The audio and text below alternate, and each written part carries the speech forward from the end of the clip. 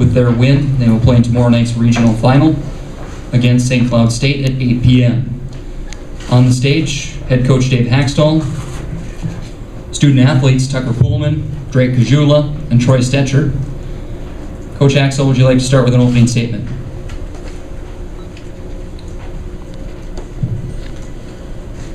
Well, when you get to this time of year, this is the kind of game that you would expect. This was it was a fast-paced game. It was a hard-nosed game, and it was a good, tight battle. Our guys battled and worked hard. I thought executed at key times of the game, and to a man, really worked hard together, and that was our goal coming in. It's. About 20 minutes ago now, we've turned the page and started to look forward to tomorrow night's game. All right, thanks, Coach. Let's direct questions now to student athletes. Anybody like to start? Right back there, Steve. Steve Carlson, Dakota News Network. Drake, this is for you. Talk all week had been a quick start. Really important to get off to a good start. You seem to lead that charge in the first period. How important was it to get off to that good start and put pressure on them right away? All week we talked about having a quick start, like you said, and setting the tone, especially in this environment with basically a home game for us. Coming out and having a strong first shift is really important to us, changing the momentum in our way. And I thought our first shift, we kind of set the tone for the rest of that period. And anytime you have your first shift and it's in their zone, guys are going to feed off that, and it's going to trickle down throughout the rest of the team. So whoever starts the game, whether it's my line or anybody else's line, doesn't matter. Whoever goes out there first has to have a good first shift and set the tone for the rest of the guys.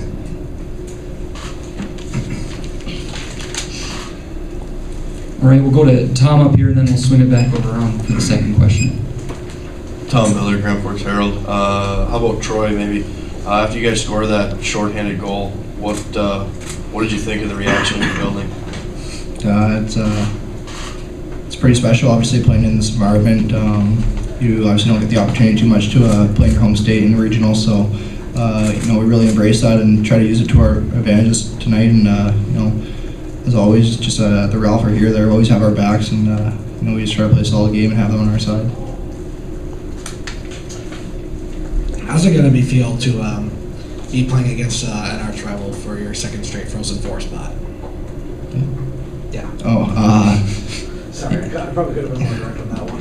Yeah, obviously it's a big opportunity for a hockey team to advance to a further stage in the season, and last week they beat us, so it was a bit of redemption there. But at the same time, it's a new week. We turned the page already. We're focused on them, and they're probably going to be focused on us. So you just got to go out there and do the little things to try to win a hockey game.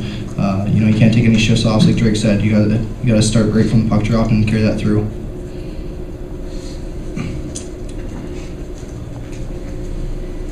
Alex? Alex Egan, KVOY, KXJV, we'll go with Drake. You guys Coach said you guys had a little bit of an edge this week in practice. Did you guys feel that carry over to the start of the game tonight? Yeah, absolutely. After last weekend, we got back to Grand Forks and we turned the page right away. And started on Sunday. We had a team meeting, and right from that moment on, we just had a great week of practice. And it was a new week. That's basically all you could say. It was a new week, and guys were excited, guys were ready, and much sharper and prepared. And it was a great week of practice. And whenever you have a great week of practice, it's going to translate to the games, and that's what we got to do all the time.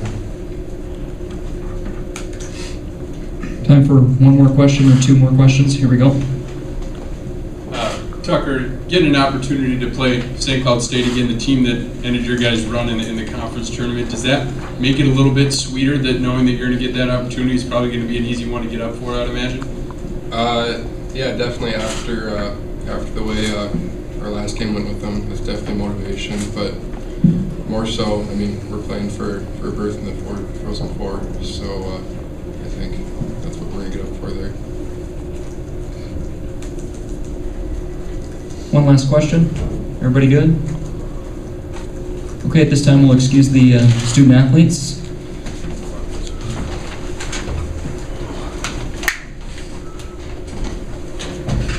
Now we can direct questions to head coach Dave Haxtell. Let's start right here.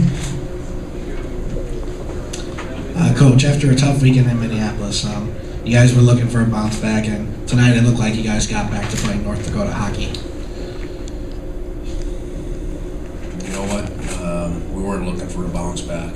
We were coming here to win a hockey game. Everybody's made an awful lot of it, and you know, I've heard an awful lot about last weekend. Teams have ups and downs. There's reasons why you have ups and downs. I think we've said it about 100 times. We turned the page over a week ago, and this group of guys has been able to do that every week through the season, whether it be good or bad results. Last weekend has very little to do with this weekend. It's part of the season. That's why it does have something to do with it. But you know, tonight's performance is a credit to the guys in our locker room. You heard them speak about it, and their will to win. Right back there. Dale Gunnarsson, 740 The Fan. It seemed like after that second goal, your team really responded. They started getting much more aggressive, putting guys on their back for Quinnipiac. Did you feel that as well? Did you feel that resonate through the team after the second goal? You know, every game has its momentum swings and you know, and different flows in the game. And this one had an edge to it right from the start of the game. You know, there was maybe a little more physical play that picked up, you know, through the middle part of the game, but it had an edge to it right away, and that usually comes with pace and competitiveness. And I thought that was there right from the start of the game. You know, and in terms of you know, the physical battles, I mean, that's part of the game. And you know, tonight was you know, it was a hard-fought game. Steve? Dave, 2 quick questions. All the block shots, I think there were 28. How important that was? And then why did you take the timeout so early in the second period? Well, real simple in the timeout. You can't take it with you, so use it when you need it. And I don't mean, I'm not, you know, I'm just honestly, at that point in the game, we needed a timeout, we're going to use it. You know, the block shots, I know after one period we had, or excuse me, 2 periods, I think we had just, we had about 10 minutes on the penalty kill. We ended the game with 14 minutes and 57 seconds of penalty kill time. That's going to generate some of the shot blocks that we talked about, but I think that's been, you know, kind of part of the nature of our team. Guys are willing to do that. I can think back to a couple pretty big ones tonight, but they all count, they all add up, and they all are part of contributing to a win. Go to Scott. Coach, what do you think of the atmosphere? You know, obviously 5,000 fans, been a long time since you played in North Dakota against only 5,000 fans, but it reminded me a little bit of the old Eagle Stead Arena where you played, have the fans right on top of you, and what do you think of it? Yes, it was awesome. I mean, right from walking in the building earlier, you know, a couple hours before the game, right through the end of the final buzzer, just what a tremendous atmosphere. You know, for our players to have the opportunity to play in, and as I said yesterday, you know, you're not guaranteed anything at this time of year. Playing in an environment like this in your home state, you know, because the teams are so good. You know, everybody that we're playing has been in these environments before. But you know, no question. You know, tonight we wanted to try to take advantage of this opportunity, and I thought our guys, you know, acquitted themselves pretty well with that in mind. Let's go back to Alex. Coach, you guys, when you prepare for tomorrow and knowing that St. Cloud has a few extra hours of rest on you, does that weigh in your guys' mind in your preparation for tomorrow? No, it can't. You know, the way the schedules are set in terms of 1, 2, 3, 4 seedings, we don't control those things.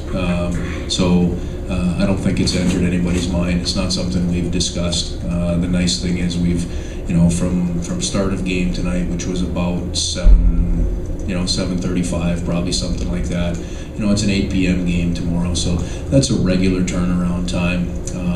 Absolutely, they've got a little jump start on us by a couple of hours, but I don't think that's anything that'll enter our minds. Jody. Joey Norstead, WDUI. Coach, the NCHC, good start for the conference as a whole in this first day. Is this something that you look forward to as a head coach, getting conference teams even going together and now head to head for a spot in the Frozen Four? Or is it something that I know players get fired up to see conference teams in the postseason? Is it the same with the head coach? Well, I think you're just excited to have the opportunity to play tomorrow night, Jody, and that's why we fought so hard tonight. I mean, we want to have the opportunity to come back to the rink tomorrow as a group and battle hard. And there's different rivalries involved at different stages of the season. I'm not sure how big of a role that will play in tomorrow. We're playing for an opportunity to advance in this tournament. That's enough said for our group. Time for a final question or two. Anybody else have any questions here this evening? Looks like we're good. Thanks so much.